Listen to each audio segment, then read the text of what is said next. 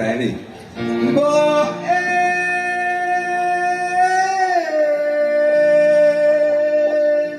Bengi-bengi ya celok-celok anak apa, Ger?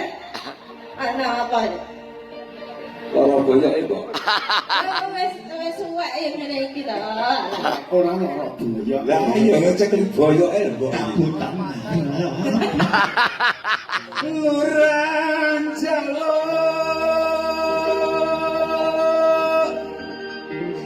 dirabekne Karo sapa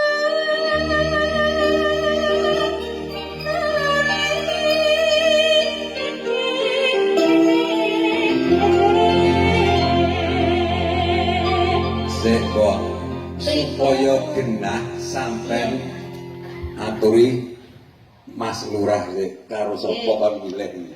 kali sinten? Aja basa karo anak. Ini kok ngapunten nggih Pak Lurah iki umpamane kula iki towek ngono nggih. Karo sapa? Le. Oleh. Kula itu. Leh, jan. Bingung. Lah kok bingung ngono iki enek widodari sakmene kean mboten enten sing di Ketoke sing dipilih sing idul dhewe niku lho. iki. Wah, iya sae pengalaman. Karo sinden iki wae.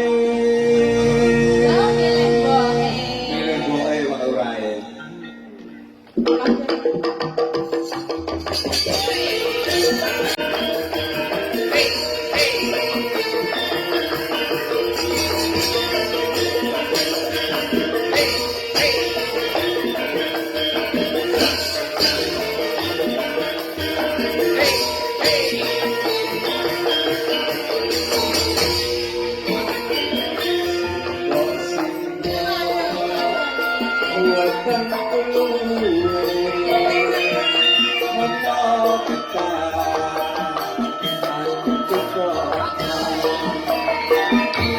Simbok Pak Tetes gede menorong yo coba lakono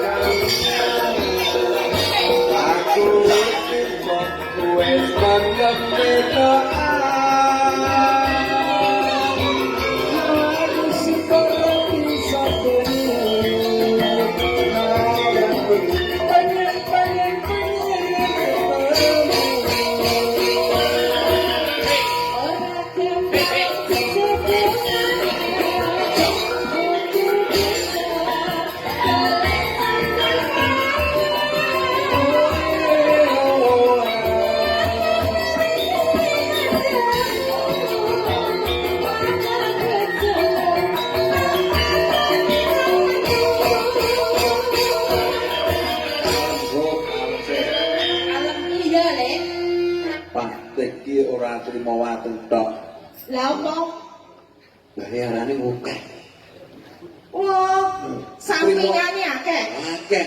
Neng omah sapine ya lemu-lemu. Sawahe ra karuan ombone. Tak trimo ngoni sampean tok. Turah tambah mlempuh. Lah piye Pak Camat? Pripun? Niki wayangan teng Balai Desa niki gayeng. Lah iki mangane orang ngono kan ndak iso gaya ora iso di. Langkung gayeng malih mangke dibalik nang kecamatan niki. Pun wis sumbeng pensiun. Niki gaya tapi tak delok Pak Lurah muan. Lah nggih kok tuwek to Pak, kok nggih kacil. Ora sawet iki sampeyan nang kene ada timboke. Iki anak-anake. Oh, ngoten. Nah, iki. Nggih, nggih. Misalnya ora percaya makan Pak Tik. Pak Tik kiat ngingoni kula sampaikan sik. Kayak Pak Tik. Kiat ngingoni kula kiat.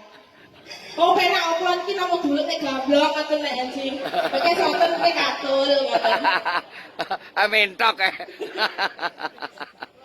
Ya lek kuat iki pate kuat. Ning nyawang iso hameng-hameng. Ngene lho kuwi, Pak iki jane disawang, ora disawang iki. Piye? Disawang barang api. yen mengkono kok aku tak nyambut gawe. Kowe